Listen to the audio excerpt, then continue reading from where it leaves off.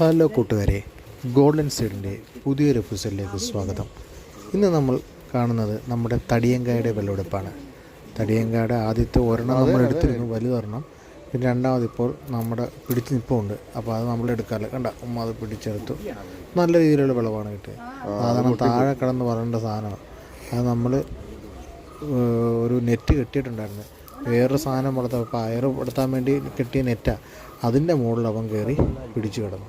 നമുക്ക് നല്ല രണ്ട് വലുതും 2-3 ചെറുതും കിടപ്പുണ്ട്. അപ്പോൾ ചെറുത് നമ്മൾ അവിടെ നിർത്തി. വലിയ രണ്ടെണ്ണത്തിന് മാത്രം നമ്മൾ എടുത്തുകൊണ്ടിങ്ങി വന്നു പിച്ച്. അതിപ്പോൾ തൽക്കാലം നല്ല രീതിയിലുള്ള വിളവാണ് നമുക്ക് കിട്ടിയിരിക്കുന്നത്.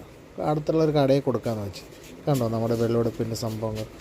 നമ്മുടെ വീട്ടിൽ നമുക്ക് ആവശ്യമായ വിഷരഹിതമായ പച്ചക്കറികൾ നമുക്ക് തന്നെ ഉൽപ്പാദിപ്പിച്ച് നമുക്ക് കഴിക്കാം. നല്ല രീതിയിലുള്ള വീഡിയോകളും നല്ല രീതിയിലുള്ള പോസ്റ്റുകളും എൻ്റെ ഈ ചാനലിലൂടെ നിങ്ങൾക്ക് വരും. നിങ്ങളുടെ സപ്പോർട്ട് എനിക്ക് ആവശ്യമാണ്. അപ്പോൾ അടുത്ത വീഡിയോയിൽ കാണാം. ബൈ.